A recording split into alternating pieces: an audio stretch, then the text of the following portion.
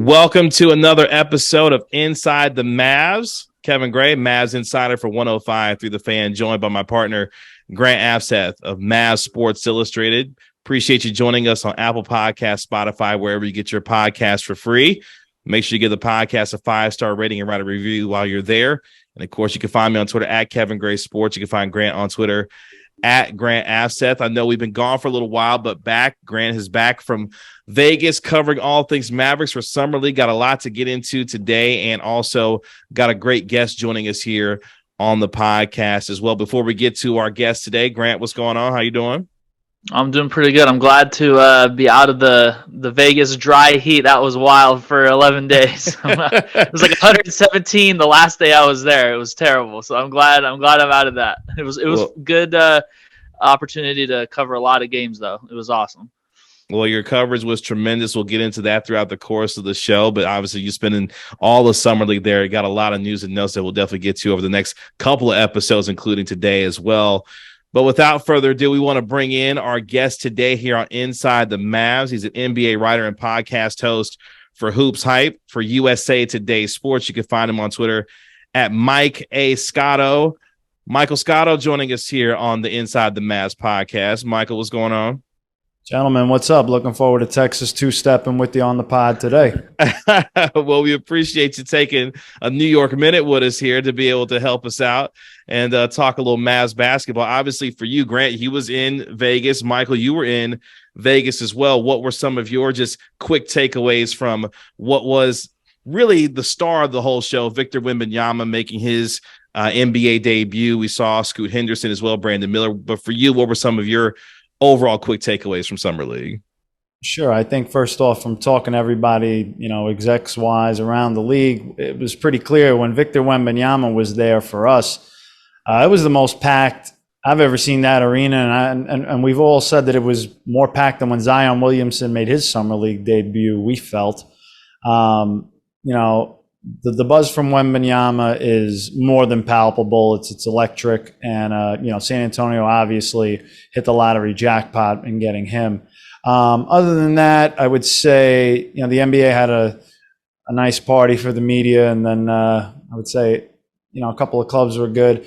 My hot take is I'll go with XS Nightclub over Hakkasan for this Summer League overall. But in terms of on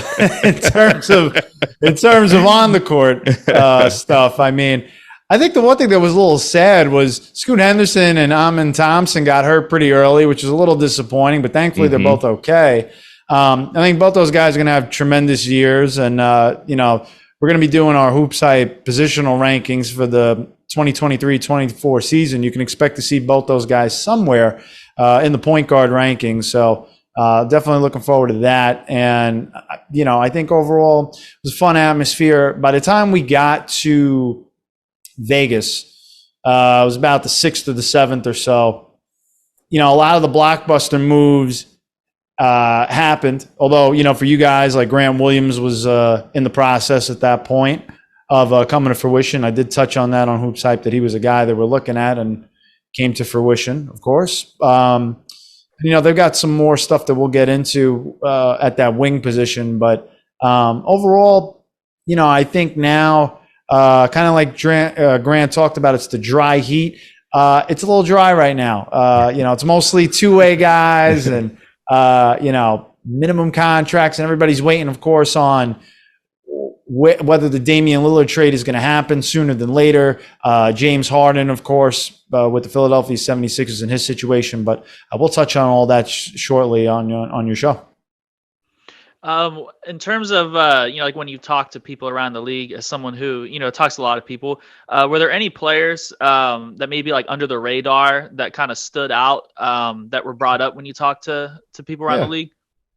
Yeah, I think for the Cleveland Cavaliers, Craig Porter Jr. was a guy that kind of stuck out. It got a 2-year, two-way. Obviously, there was a lot of intrigue as well on Amani Bates. Amani was always a guy that had a lot of offensive talent and potential, but fell in the draft, of course. But, hey, Cleveland was there to scoop him up, and they got him on a two-way, so it should be intriguing there. Other than that, I got to be honest, a lot of the talk I had there was more on who's going where and things of that nature.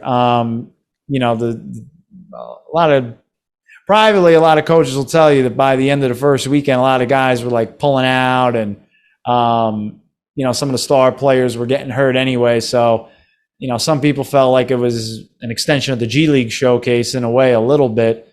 But hey, it's an opportunity for guys to show themselves. And we saw that recently with one of my local guys, Armani Brooks for the Brooklyn Nets, who got a 2-way deal, shot the ball really well. Some of your listeners may remember him from the Houston Rockets days. And, you know, guys like that really solidify themselves on some 2-way spots. Other than that, a lot of meeting and greeting and networking for everybody. And that includes coaches and executives as well. So let's start with the Mavericks' most recent move, obviously acquiring Grant Williams as part of that 3-team trade with the San Antonio Spurs, and Mavericks getting not only Grant Williams, but a couple of second-round picks as well as part of the deal. What are the Mavericks getting in a Grant Williams, someone who is on the East Coast, seeing a lot of Celtics basketball out there in the East? What are the Mavericks getting in this player coming to Dallas going into next year? Sure. Grant Williams is a really good role player, a guy who can now shoot the three better than he ever has. He's really good from the corner in particular. But for Grant, just a guy who's always willing to take a defensive assignment, no matter who it is, a guy that can ruffle it up a little bit. He's not shy about talking trash, which sometimes can be a pro and a con, as we saw for the Celtics in the playoffs. But, you know, I do think you guys are going to enjoy Grant overall. You know, losing Reggie Bullock is interesting there. And I do think that ultimately Dallas has to continue to makeshift that roster a little bit. You know, among the things on hand, you know, you hear Tim Hardaway Jr.'s name out there, JaVale McGee's name out there. They're going to have to shuffle that deck a little bit. They've looked at some wing players I've touched on, and Kelly Oubre, Derek Jones Jr. And I think I'll say this to Grant's maybe original question about like kind of summer league stuff.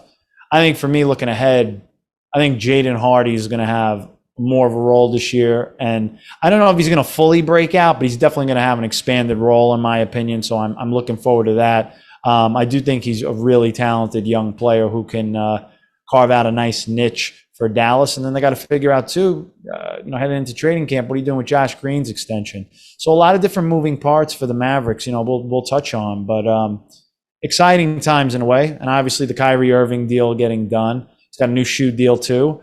So you would think that Kyrie's going to come into camp in great spirits, and Dallas is going to need that. You know, this is the guy that they felt could replace Jalen Brunson for better or worse. I know certainly New York has been thrilled to have him. He's their face of the franchise at this point. And so for Dallas now getting Kyrie and Luka and that pairing, seeing what it could really look like, hopefully for a full season, is going to be intriguing. And kind of looking ahead in terms of, you know, you brought up like Tim Hardaway Jr. and JaVale McGee as potential like names that are out there on the Mavs. Are there options, do you feel, relatively limited since they're only eligible to trade that 2027 first round pick like this summer, like excluding swaps and all? Do you feel that maybe they're like reluctant to move that pick right now, and that kind of limits the options that are out there? Well, you know, Grant, I would say that I think there's certain players they would consider it for, such as a Bojan Bogdanovic at the Detroit Pistons. I mean, the Dallas Mavericks have been trying to get him for less than a year, I would say. And I think he would fit in well. He would stretch the floor. Certainly with, you know, Luka Doncic, they're good friends. And you saw Grant Williams, for example, who's rep by WME Sports, same as Luka. They have a relationship, and lo and behold, Grant Williams ends up on the Mavericks. Funny how that works out, isn't it? It's always fun to play with your friends. He's a good player too, but you know, when you have the face of the franchise backing you up to come to a team, usually it could help kind of move that needle along. So that means DeAndre Ayton's coming too, then, right? Well, I don't know about that one. I think you would think that ship sailed. You know, I'll tell you what, though, real quick. I'll say one thing, Kevin, about DeAndre Ayton and the Suns. They're going to be the team that, you know, they're going to pole vault the second apron. And I think it's going to be interesting to see how that affects them, because a lot of other teams seem to be shying away from that, for better or worse. Matt Ishbia, don't care. Does not care. So we're going to see how that works. Brad Beal at point guard, but definitely going to be one of the top teams on paper in the West. They filled out their depth with kind of minimum guys. So curious to see. Again, Dallas still has some money to work with after that Seth Curry contract too. So we'll see. They've still got some room here to make this team better, which I do expect them to do. With a guy like Luka, you're never going to rebuild with a guy like that. You're never going to really I don't even say retool. You always got to be trying to make the team better. I thought when they went to the Western Conference Finals, they overachieved that year a little bit. And then we saw kind of a little bit of a reality check last year, though I do think they were still better than that. Just some injuries kind of took away from that, but still some work to be done and some fun stuff ahead, I think, for Dallas that they can tinker with. This team has obviously been looking to upgrade when it comes to 3-and-D wings, getting more athletic on the perimeter and being able to guard guys on the perimeter, but also still looking for a starting quality center. They re-signed Dwight Powell on a 3-year, $12 million deal. We've heard the name of Clint Capella quite a bit around here as well, in terms of a guy that could be a possibility with Atlanta, still trying to figure out what they're going to do with Pascal Siakam and trying to maybe acquire him from Toronto. Where do you see the market in terms of a possible starting center for the Mavericks? Obviously, probably via trade, given some of their situations limited with their salary cap space now. Sure. Well, let's put that into context. So Atlanta, I touched on it with Hoops Up. I definitely think out of all the teams in the league, they have the most interest in Pascal Siakam. With that said, you touched on Clint Capella. Clint Capella is not going to move the needle for the Toronto Raptors, who just re-signed Jakob Poeltl. So I don't really know if DeAndre Hunter is going to be the needle mover to get a Pascal Siakam. You're going to need a lot more draft capital at that, and potentially some players that are ready to play now. They can't move Bogdanovich yet. He's still under trade restriction from his extension, so they have to wait a few more months for that. But I'll tell you this about Dallas. To me, I think a lot of people are sleeping on Dereck Lively. You don't take a center that high unless you think the kid's going to get some minutes. And Dereck Lively, defensively, I'm trying to think of the centers you guys have had. I think defensively, he could have an impact as close to maybe Tyson Chandler as you guys have had in a while. I mean, the kid, if you talk to the kid, first of all, he's got a great head on his shoulders. You can really tell from his Duke education, but the way he describes how to block a shot and the timing and how he maps it out, the kid has more of a thought process to it. It's not just athleticism.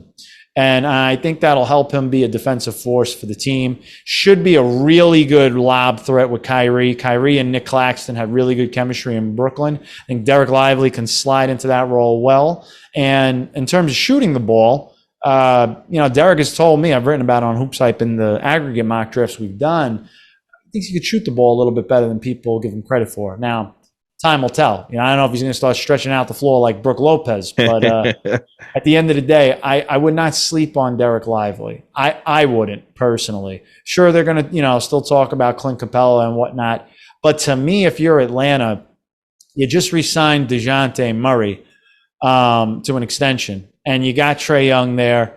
If anything, they seem like they're more trying to win now.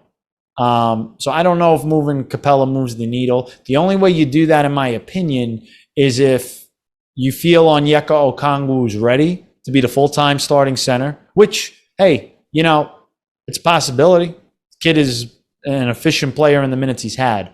But for Dallas, again, is it worth it to give up that first-round pick potentially that Grant talked about for him? Do you do it for Bojan? Because then at a certain point, you push all your chips to the center of the table, and then you are what you are as a team. Yeah, definitely. I think when looking at, not to get too far into it because it's not Mavs focused, but looking at Atlanta and Toronto, I don't the trade restrictions make it kind of challenging with since the draft. But I think I remember Kobe Buffkin being like a player that Toronto liked, in reporting. Could that be potentially someone that could entice Toronto for Siakam and part of a deal?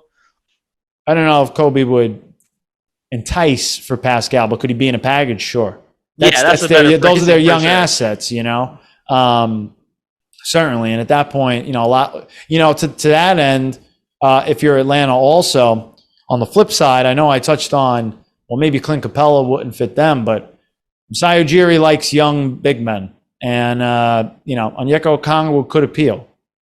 So that could be part of a younger package, along with trying to match some salaries and whatnot to get it done.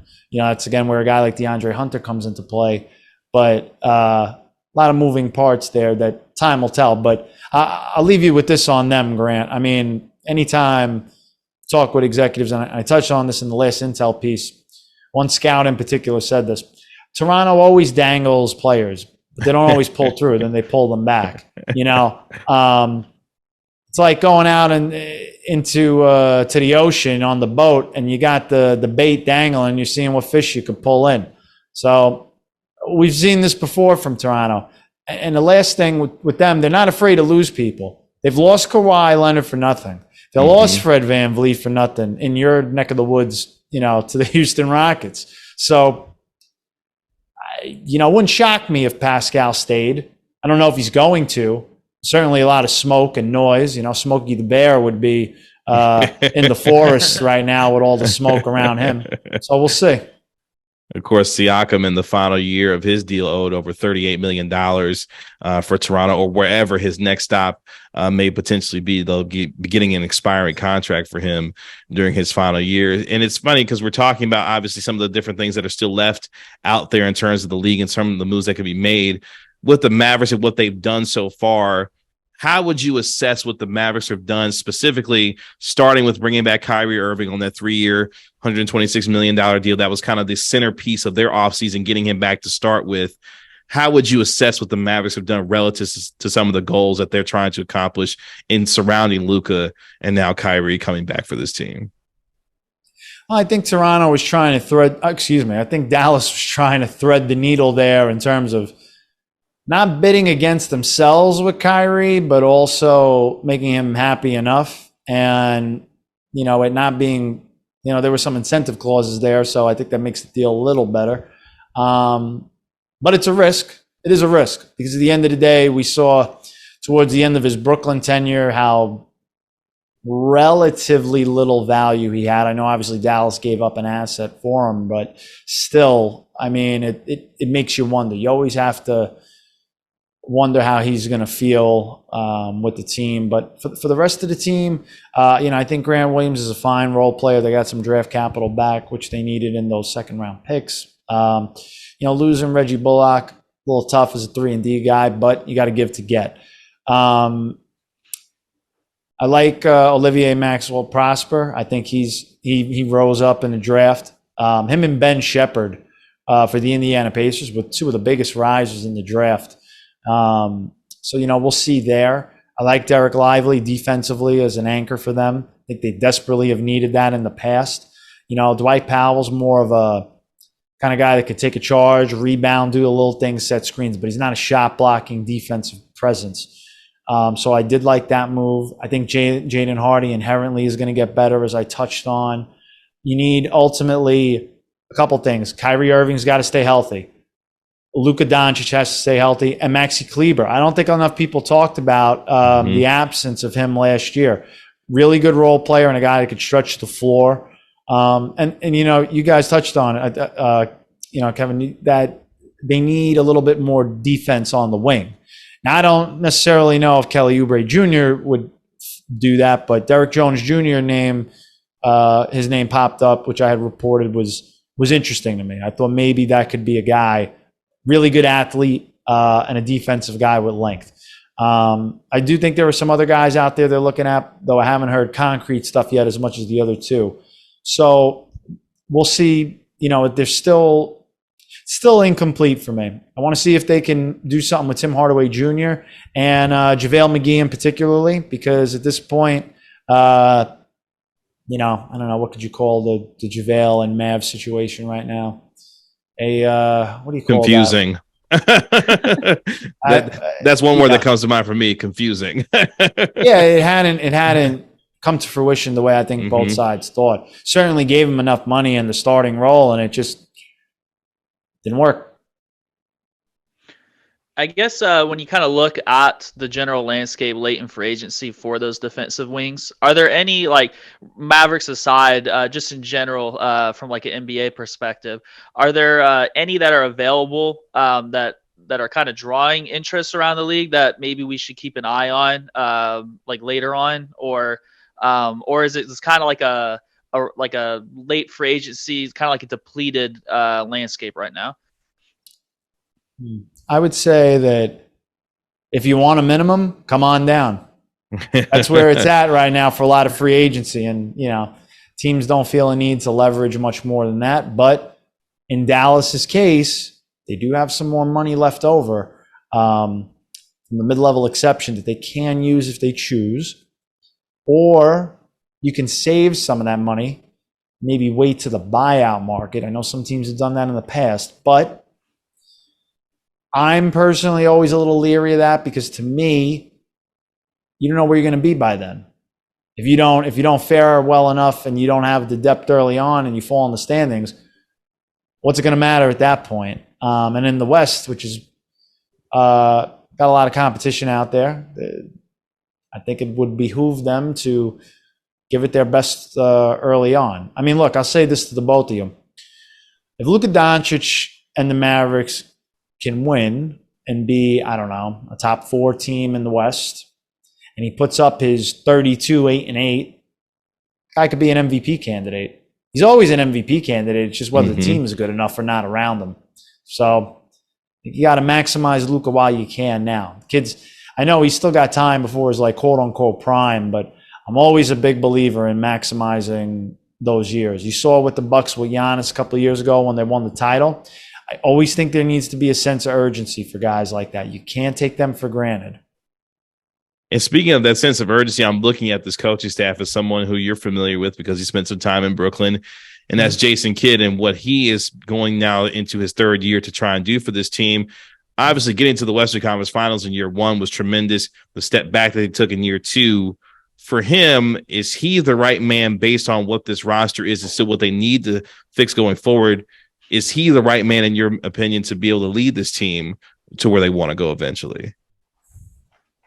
Well, what I would tell you with Jason Kidd is that, when they went to the Western Conference Finals, everybody thought he was a genius. And then the year when they get injuries and they're not as good, it's like, well, is this guy the right guy for the job? So what changed in the year? Was it the injuries? I can make a case for that. The Kyrie trade, losing Jalen Brunson. Jalen Brunson made Tom Thibodeau look pretty smart last year. So to me, I think Jason Kidd, as a guy that was a part of the championship team, a guy that is a Hall of Fame point guard that in theory should help maximize Luka's potential. But Jason's kind of the guy that's,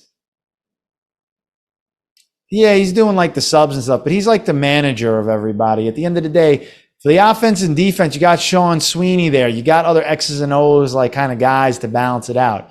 Jared Dudley was essentially a coach for the Brooklyn Nets by the time he was leaving. He just played a couple times. And I'd always remember him when he when he did the glare to Ben Simmons and he stuck his arms out like, what's up? What's up? I remember that. Iconic stuff. That was always my go-to guy, by the way. Jared, when we had the playoff series, and technically I was covering the Nets and the NBA nationally for The Athletic at the time, I'd always be like Joe Torre to the bullpen. I would signal to Jared Dudley, and I'd be like, I want him. Get him here. Because I know that's the guy, man. And you see it in Summer League. But Jason overall, I guess we'll find out this year. I certainly think, if there's going to be somebody that can get through to Kyrie, he grew up rooting for him. All right, let's see. There haven't been too many people that got through to Kyrie. I'll tell you this, Kevin. I thought Jock Vaughn got through to Kyrie. I really did. I thought, and Jock, if there was a play in the start of a third quarter that Kyrie didn't run a play that they wanted, he called timeout and challenge him a little bit on it. And you saw at the end when they went 18-2 with him and Kevin Durant, and there were even times where he ended up drawing plays for Kyrie at the end of one of those games. I think it was the Toronto game. When KD was like, tell him, he's got it. I felt like he had a good feel for managing Kyrie. And they were close. They used to warm up together. Way back when Nash first got the job and Ime Udoka was on the bench and D'Antoni, that was fun. That was a fun stuff. Yeah, I forget about that, right? What a load. Yeah. That's when I thought we would have. I thought they would have the first title here since the Brooklyn Dodgers, but it wasn't in the plans.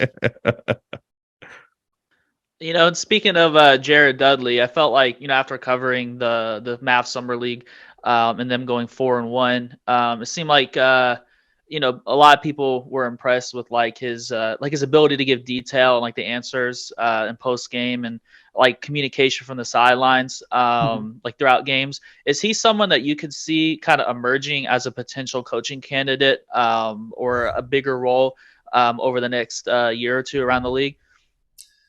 I think for Jared, it's a good question, Grant. Can he be a head coach? You got to have your portfolio. I feel like he'll have to battle a little bit of what Darvin Ham did in the beginning. Because I feel like some guys get kind of boxed in and niched. A lot of big men, right? They're never really viewed as head coaches. A lot of former big men are viewed as, he could be a development specialist or a big man coach. It's always the point guards that are viewed as, that's going to be a great head coach one day, because he's a floor general, and it's all this stereotypical jargon. But I don't like the catcher in baseball. Yeah, that too. The Mike Matheny's of the world, etc. But to your point, I think Jared's a smart player. I think he's had to be. Jared Dudley was never the guy that was jumping out of the gym. He was, I love Jared, but it's the reality. So to me, I think he's got a good balance and knows how to thread the needle a little bit. He's got enough experience. I'd still give it a little bit of time, though. And ultimately, if Jared's ever going to get a head job, it's going to be based off the success of whatever team he's on. It's a copycat league. Everybody wants to kind of replicate whatever success is. You saw it with Sacramento when they tried to replicate what Golden State did and bringing in Mike Brown and some of those some of the coaching staff guys that they brought over and such. So we'll see. Time will tell. But I think Jared Dudley is a good coach. I'm curious to see if he develops and expands his repertoire to be a head coach within, 5 years or so from now. We'll see. Some of the other moves that the Mavs made to fill out the rest of their coaching staff, like hiring Alex Jensen, for example. What are your thoughts kind of on those additional hires? Because they carried some vacancies for quite a while. I think they had 3 open spots for a good chunk of the offseason, until they actually filled out those spots. Did you like those hires? Do you think people around the league viewed those as good fits? I think this is what I would say. First off, I think there were some Mavericks players that certainly enjoyed Greg St. Jean and were a little disappointed that he wasn't brought back. I would say that after that, you got to find the right complement that's going to fit an existing core. Alex Jensen got linked with Atlanta because of his old ties to Quinn Snyder and a couple other places. A lot of those assistant hirings are relationship driven. And we saw that, for example, with the Houston Rockets with Ime Udoka hiring, Tiago Splitter, Royale Ivy, guys that he knew from the Nets and other guys across the league. So when I looked at that for Dallas, you got to be able to understand you're coming in, you're trying to win with this group. It's not a developmental year.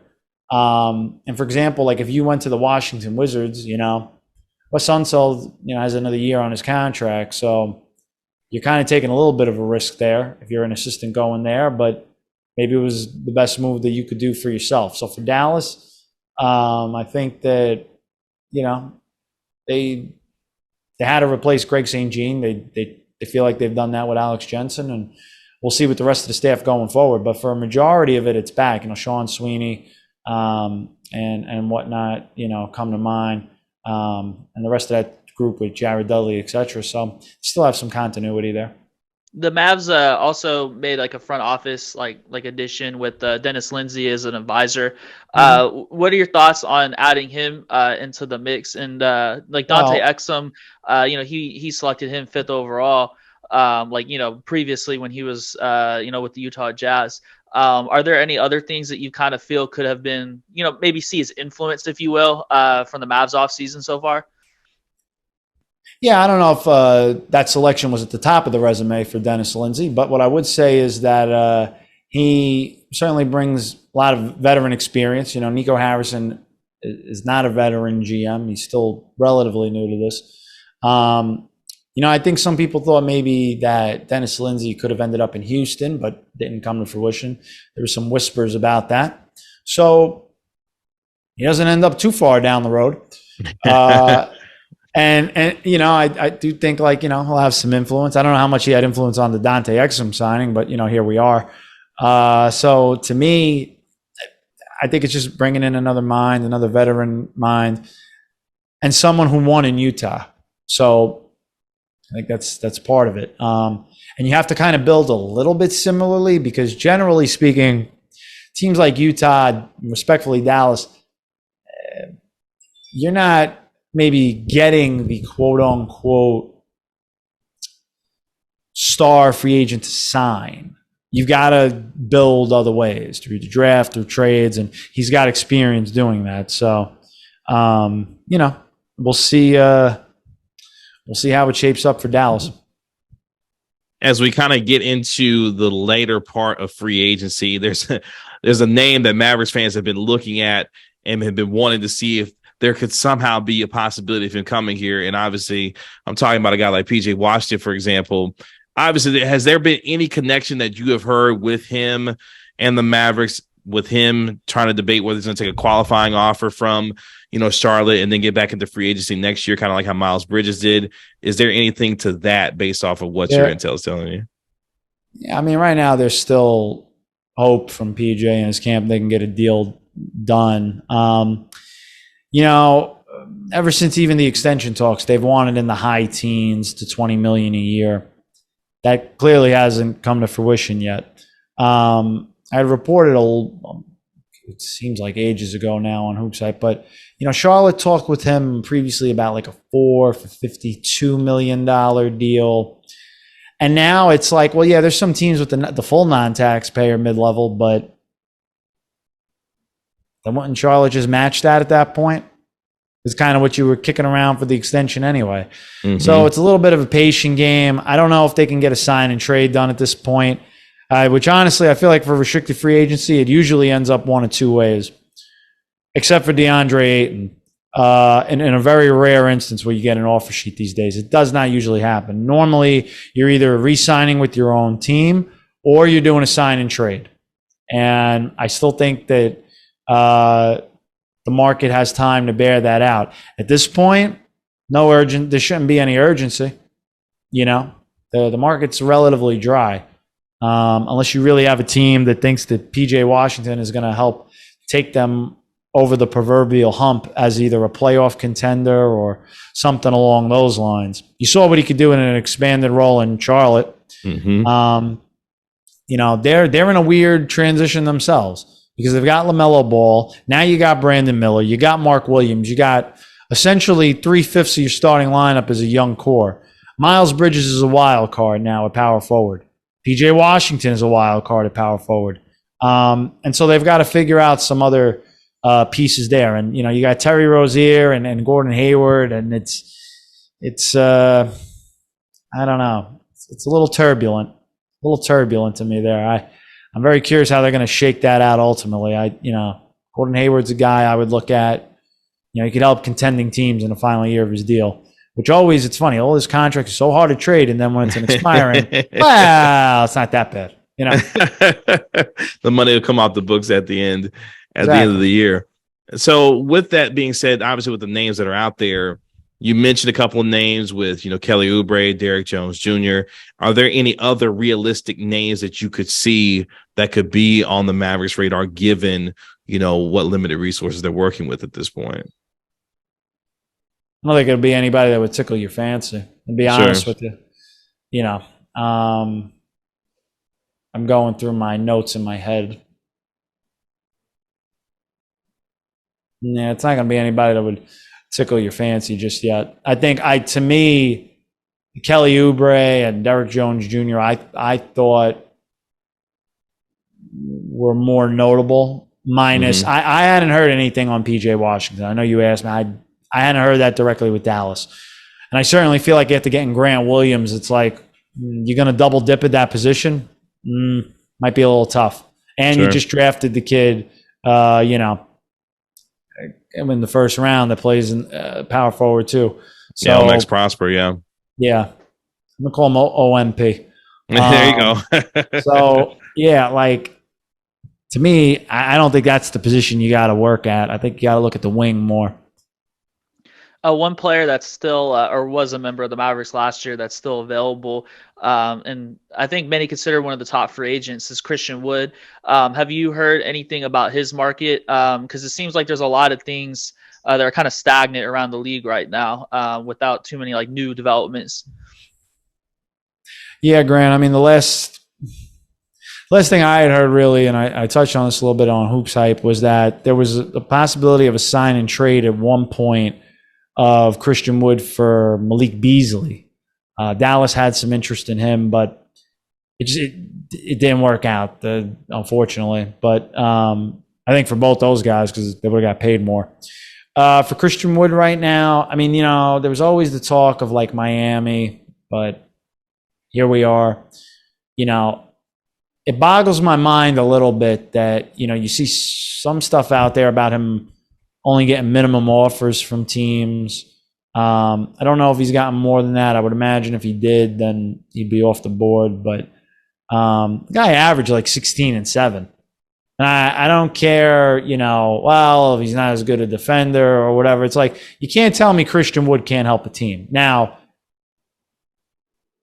what's his attitude like? What's he like behind the scenes? That's a different, that's a little different, because now he's been on a bunch of teams now. Whether he didn't stick in the beginning of his career, or from going to Detroit, going to Houston, going to Dallas, there's something to be said for that. But I still think he can help an NBA team. I certainly think if you're a contending team and you can get him on a short deal and get him, inspired and on his best behavior, it would behoove some teams. Now, with that said, with Dallas, trying to think. I don't really have a divorce joke, but that's where that's headed. So, it didn't work out, Beauty's in the eye of the beholder, but and in this instant, wasn't it? I guess one thing, just kind of expanding on, I guess, like the late free agency situation that like Christian Wood is in, like just in general with the second apron kind of making it more challenging, to kind of fill out a roster for teams that are like operating with a high payroll.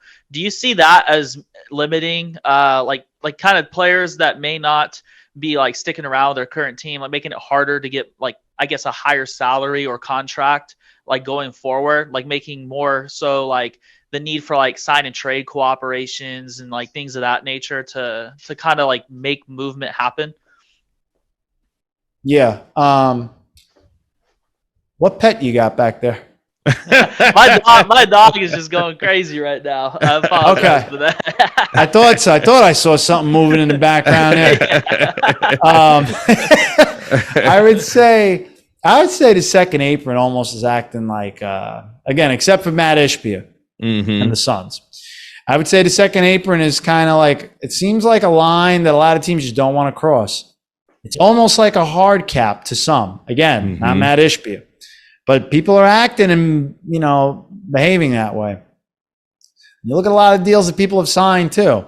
Back end of these deals, non-guaranteed, team option.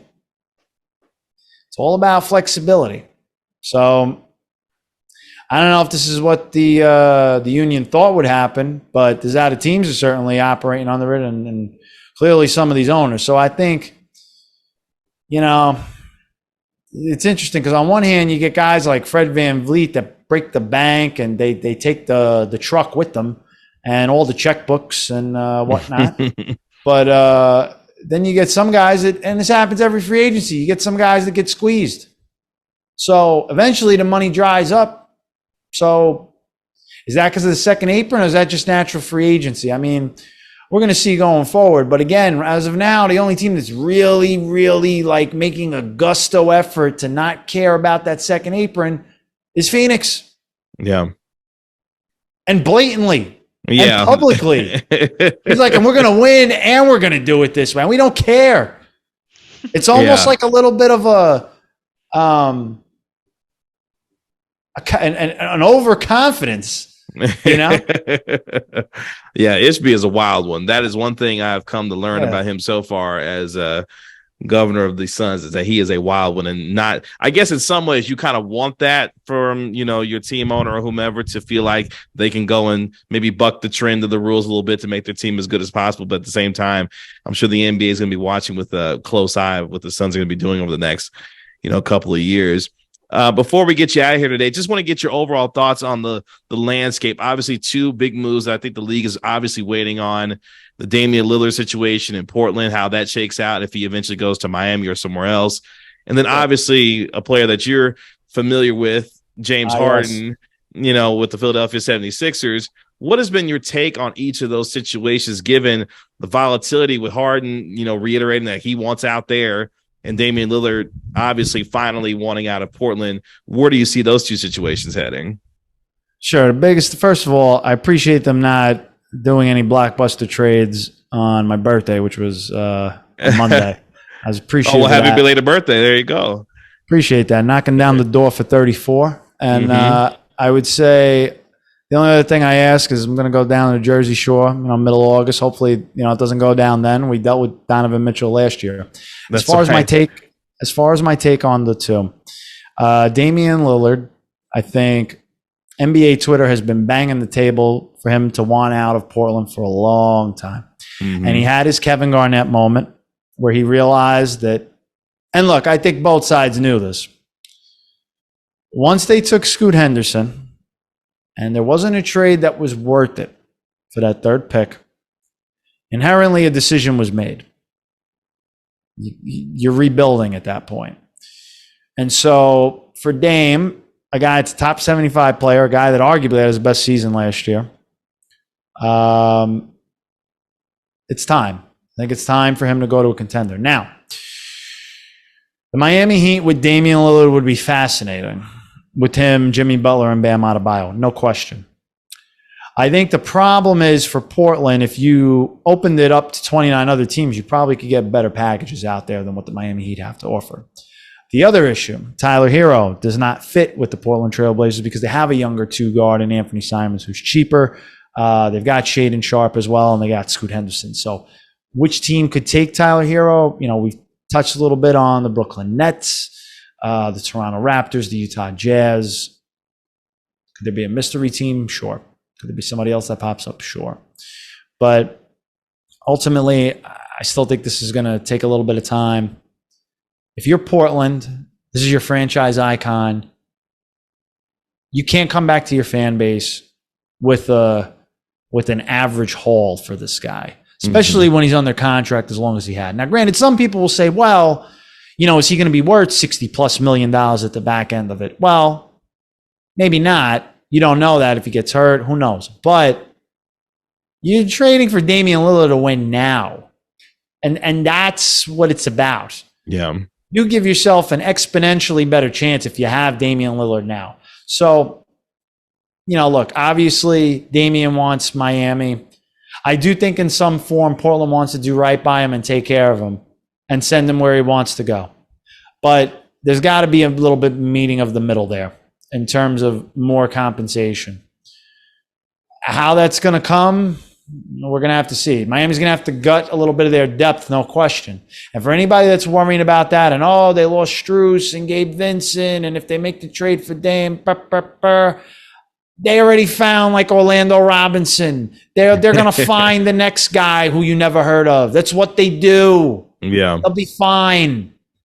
I don't worry about that for them with the depth. James Harden now. Couple thoughts, certainly from my time, when he was a Brooklyn Net. One, first he wanted to go to the Nets. Then he wanted to go to the Sixers. Now you want to go to the Clippers. The clear common denominator here is this guy is seeking its championship. and I'll say this for Damian Lillard too. We talked about this on Hoops Hype in an interview. It's on there. If you didn't see it, Google Damian Lillard, Mike Scotto, Hoops Hype, whatever floats your boat, it'll be there. Damian Lillard knows that winning a championship is going to matter how other people view him. He knows that it's important to his legacy. More important than he thinks it is, but nonetheless, he's cognizant of that. James Harden, the same way. At a certain point, putting up all the stats at the Houston Rockets is great. Now you need a championship to kind of complete the legacy. He thinks the best fit is with the Clippers. I don't know if that's the best fit, to be honest, because Paul George, Kawhi Leonard, and Harden have all been hurt. I don't know if they could stay on the floor together, but you know what? God bless. It'd be fun to watch. So, and if you're Daryl Morey now with the Sixers, this is complicated because James Harden took less for them to help get PJ Tucker. And there was a thought around the league that, okay, Daryl's going to take care of his guy on a short-term deal for more money. Didn't happen. Surprised a lot of people. Certainly James Harden. And Harden now is looking and saying, hey, man, why am I out in the dust? And he had to take his player option. I can understand why James is a little upset. He had a couple of big playoff games for the Sixers, carried them some nights. Wasn't always, that, but still serviceable enough. The guy could still be an all-star. I get where he's coming from, So Philadelphia's got to figure that out because the next domino then is, well, how does Joel Embiid feel about that? And the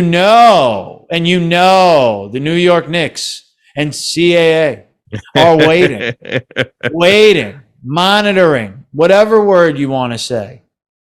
Pining, pick an adjective. They're waiting for the chance to give up all those picks they stashed for Joel Embiid if they can. But Daryl Morey has shown in the past with Houston, if he has a star and he's given up a star, he wants one back. Yeah, Daryl Morey's a star getter. Daryl Morey is not a rebuilder. It's not his DNA as a GM. So this is, I think, going to drag out a little bit more, fellas. But that said, it'll be fun to monitor as the summer months continues. Well, it's going to be a fantastic rest of this offseason. Obviously, with most of the free agents gone, the two biggest moves that await the NBA, where Damian Lillard goes and where James Harden eventually winds up and how that'll reshape the West and the Eastern conferences. Still a lot to be sorted out before we get to training camp in September. Michael, tell the folks where they can find you, the work that you're doing these days, and where they can expect to see your work at. Sure thing. First off, Twitter at Mike A. Scotto, SCOTTO, like the lotto. Put the tweets on mobile alert. I think there's some decent breaking news that's been coming out of that account lately. But anytime I put my stories out there, it's the first place it's going. Hoopshype.com, certainly, for podcasting. Check out the Hoops Hype podcast on Spotify, Apple Podcasts, anywhere else you listen to podcasts.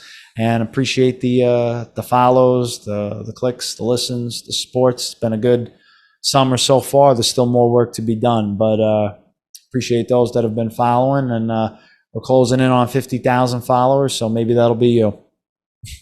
Well, we certainly appreciate you taking the time with us here on the Inside the Mavs podcast. Obviously, an extremely busy summer for you between Summer League, free agency, all the things that you've been doing. So really appreciate you hanging out with us here on Inside the Mavs, and hopefully we'll get a chance to do this again at some point for sure.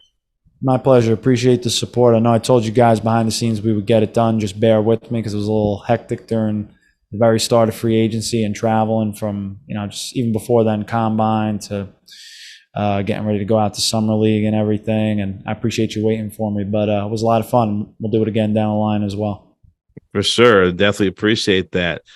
That concludes this episode of Inside the Mavs. Again, thank you to Michael Scotto for joining us here on the podcast. Check him out wherever you find his work at. Got terrific stuff all across the NBA news and notes that you want to check out as well. Really appreciate you joining us here on Apple Podcasts, Spotify, wherever you get your podcasts for free. A little bit later on in the week, we'll get Grant's news and notes from Summer League. Had a lot of tremendous coverage out there for the Mavericks as they went 4-1 in Summer League. So a lot of things to dive into for your Dallas Mavericks throughout the course of the rest of the week. Grant will have his news and notes where you can find his work at on Twitter at Grant Abseth. You can find me on Twitter at Kevin Gray Sports, dropping Mavs news and nuggets as I continue to get them. And obviously, don't forget to write a review and give the podcast a 5-star rating for Inside the Mavs. For Grants, my name is Kevin. This has been Inside the Mavs. We'll talk to you next time. Peace.